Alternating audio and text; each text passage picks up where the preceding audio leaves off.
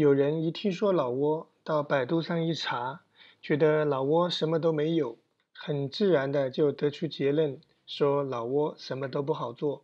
而我今天要告诉大家的是，恰恰相反，正因为老挝很多东西都没有，所以老挝的生意才比较好做。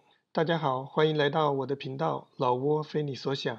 像我说的，要证明我说的这个观点，有各行各业很多的例子。今天在工商银行旁边，我们就专门通过银行和老挝的钱庄来说一说老挝。刚刚我镜头扫过的地方，3栋大楼，分别是3家银行。第一家是云南的富滇银行和老挝的外贸银行合资的老中银行，第二家是老挝的外贸银行，第三家是云南工商银行在老挝下设的老挝工商银行。这里您看到的工商银行和国内的工商银行系统不是完全连通的，就是你的工商银行卡在这里是取不了钱的。不到10年的时间，中国工商银行老挝万象分行已经成为全老挝贷款业务第1的银行了。在这里放款500万美金起步，基本都是跟那些大企业合作。老挝本国的银行做得最好的是外贸银行，特别是这几年，外贸银行的手机 APP 对开发用户这一方面做出了重大贡献。老挝的水费、电费以及各种扫码支付都可以用外贸银行来完成。我们中国人在老挝也90%以上都用的是外贸银行。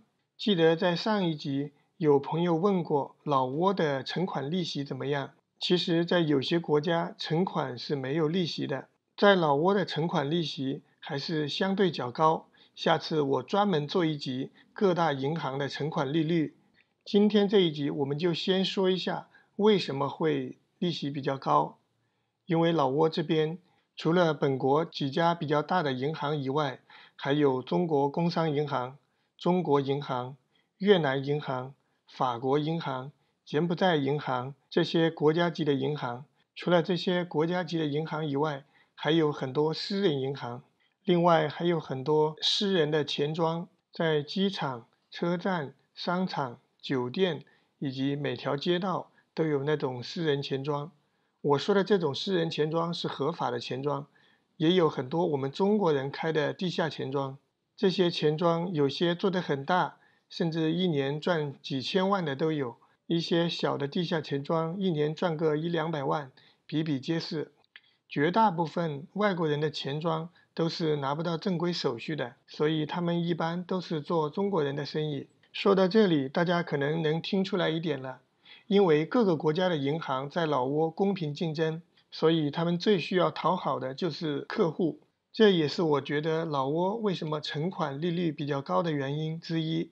当然，银行和钱庄行业也有失败的案例。我们中国有一家做得特别大的私人银行，国家批给正规手续，后来很多储户都反映这个银行只能存款，大笔的取款根本取不了。老挝政府几次勒令整改，到现在为止，这家银行好像还是关门状态。具体有哪些原因，欢迎在老挝了解这家银行的朋友给我留言。最后总结一下，不管是银行还是汽车行业、电信行业，因为老挝本地资源比较少，各个国家的资源进入老挝都是自由竞争，地方保护的情况不能说没有，但是比较少，也没有那么强烈。我个人认为市场环境还是比较好，同样也是很多人认为老挝将会在不久的将来会有飞速的发展，其中一个重要原因吧。